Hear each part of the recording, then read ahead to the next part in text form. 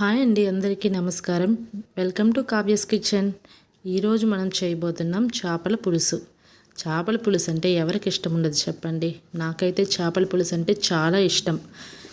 అలా వేడి వేడి అన్నంలో చేపల పులుసు వేసుకొని తింటుంటే చాలా కమ్మగా ఉంటుందండి. మరి ఇంత రుచికరమైన చేపల పులుసు నా స్టైల్లో ఎలా చేయాలో చూసేద్దాం, వచ్చేయండి.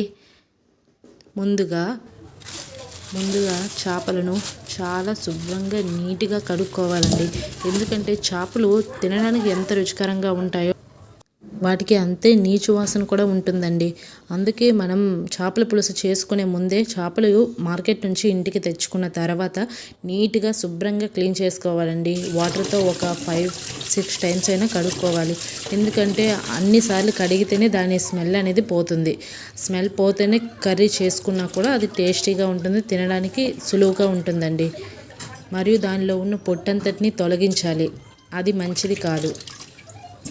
నేను ఈ చేప పేరు చెప్పలేదు కదా, దీన్ని చందువ అంటారండి. మా సైడ్ ఎక్కువగా దొరుకుతుంది ఈ చందువ.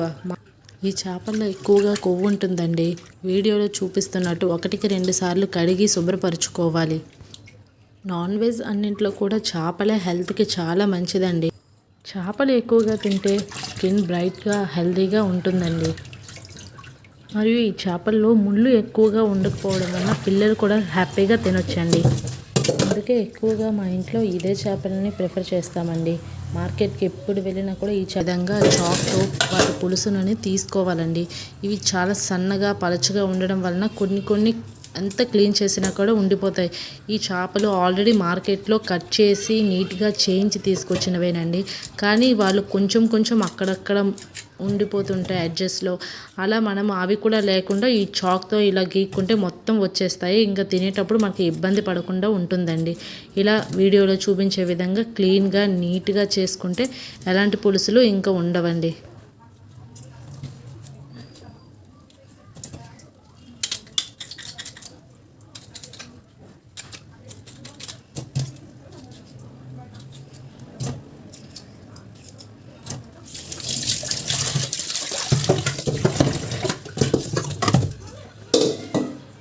ఇప్పుడు వాటికి మిగిలిన చిన్న పులుసును కూడా తీసేసాం కదండి.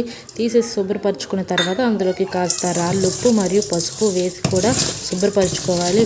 వాటికి బాగా పట్టేటట్టుగా చేతితో కలుపుకోవాలండి. ఇలా కలుపుకున్న తర్వాత మళ్ళీ అందులో వాటర్ పోసి నీట్గా అదంతా వదిలి నీచు వాసన పోయే వరకు కలపాలండి. అలా కలిపి వాటర్తో నీట్గా శుభ్రం చేసుకుంటే ఇంకా నీచు వాసన అనేది ఉండదండి.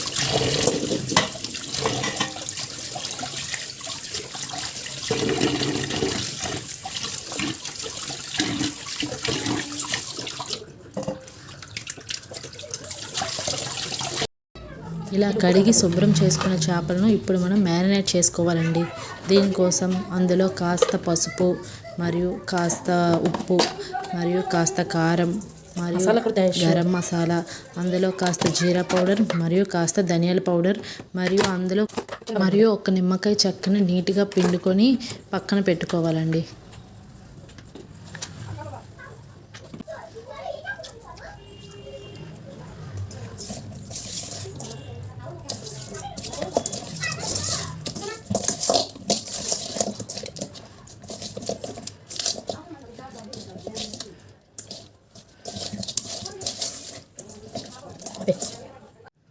ఇప్పుడు కూర కోసం ముందుగా 2 పెద్ద సైజు ఉల్లిపాయలను తీసుకోవాలి మరియు 4 పచ్చిమిర్చి, 2 టమాటాలను తీసుకోవాలి. 2 పెద్ద సైజు ఉల్లిపాయలను చిన్న ముక్కలుగా కట్ చేసి తీసుకోవాలి. చేపల పులుసుకి ఉల్లిపాయలు చిన్న ముక్కలుగా కట్ చేసి తీసుకుంటూనే బాగుంటుందండి. మరియు కడిగి తీసుకున్న 4 పచ్చిమిర్చిని 2 చీలికలుగా కట్ చేసుకొని తీసుకోవాలి. మరియు కడిగిన టమాటాలను కూడా చిన్న ముక్కలుగా కట్ చేసి తీసుకోవాలి. మరియు దీనికోసం కొంచెం కొత్తిమీర మరియు 2 రెబ్బల కరివేపాకును తీసుకోవాలి. చేపల పులుసులో కొత్తిమీర వేస్తే గుమగుమలాడే వాసన వస్తుంది మరియు దీనివల్ల నీచు వాసన రాకుండా ఉంటుందండి.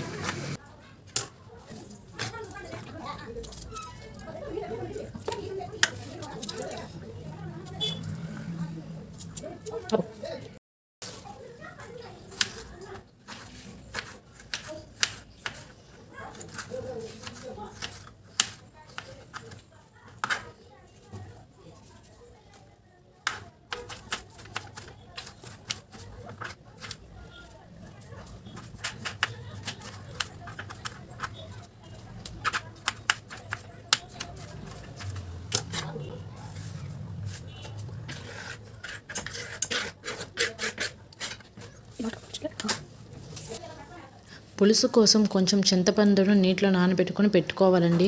చింతపండు గుజ్జుగా ముద్దగా ఉంటే చిక్కగా బాగుంటుంది.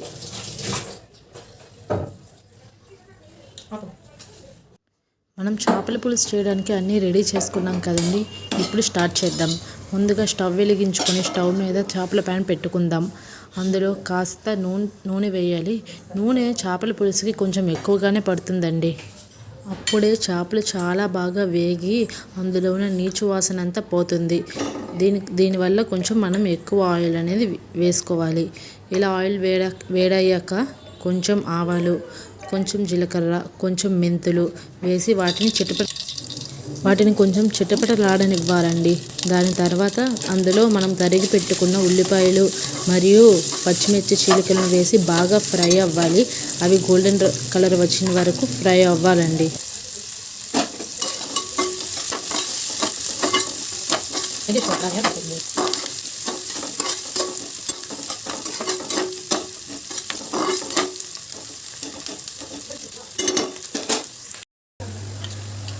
ఉల్లిపాయలు బాగా ఫ్రై అయిపోయాయండి. ఇందులోకి ఇప్పుడు కొంచెం అల్లం వెల్లుల్లి పేస్ట్ అనేది యాడ్ చేసుకోవాలి. అల్లం వెల్లుల్లి పేస్ట్ యాడ్ చేసుకున్నాక అది పచ్చివాసన పోయేంత వరకు ఫ్రై చేస్తూనే ఉండాలండి. ఇలా పచ్చివాసన పోయేంత వరకు ఫ్రై చేసినాక అందులోకి టమాటో యాడ్ చేసుకోవాలి. టమాటో యాడ్ చేసుకొని బాగా కలుపుకొని టమాటా మగ్గేంత వరకు అలాగే ఫ్రై చేస్తూనే ఉండాలండి. ఈ టమాటా తొందరగా మగ్గడానికి అందులో కొంచెం పసుపు మరియు సాల్ట్ అనేది యాడ్ చేసుకోవాలి.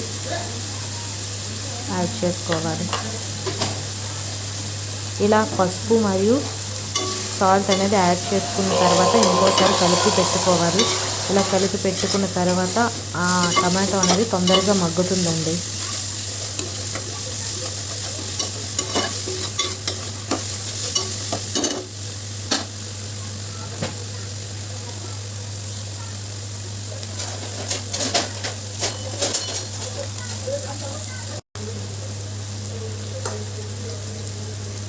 ఇప్పుడు టమాటో మగ్గిపోయిందండి. అందులోకి మనం చేపలను వేసుకోవాలి.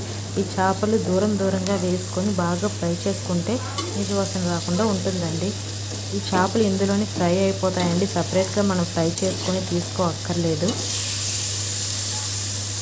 ఈ విధంగా వీడియోలో చూపిస్తున్న విధంగా చేపలను దూరంగా వేసుకొని అందులో తగినంత ఆయిల్ ఉంటుంది కాబట్టి అవి ఫ్రై అవుతాయండి బాగా. అలాగే కాసేపు వదిలేయాలి. దాన్ని గంటతో కలపకూడదు. ఇలా సర్దుతుండాలి వీడియోలో చూపించినట్టు. అవి కొంచెం ఫ్రై అవ్వాలండి బాగా.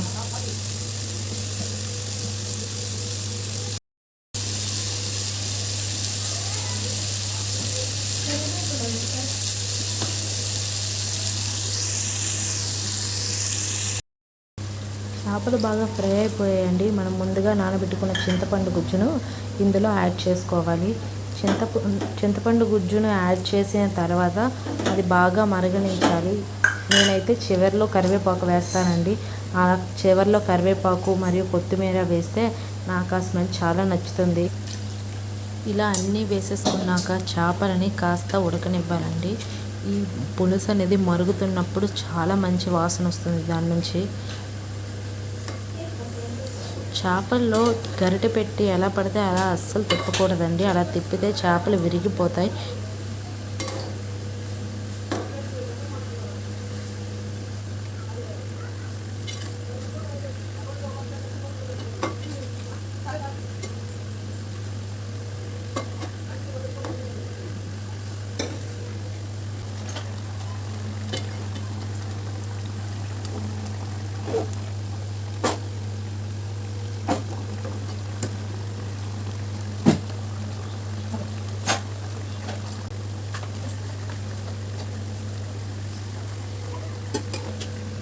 ఫైనల్గా మనం చేసుకున్న చేపల పులుసు అయితే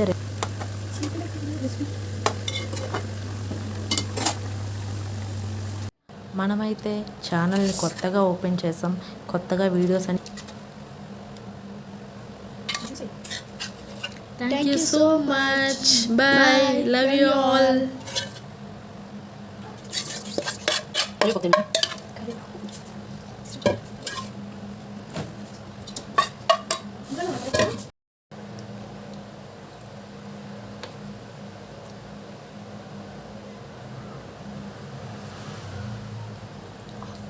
ఉమ్.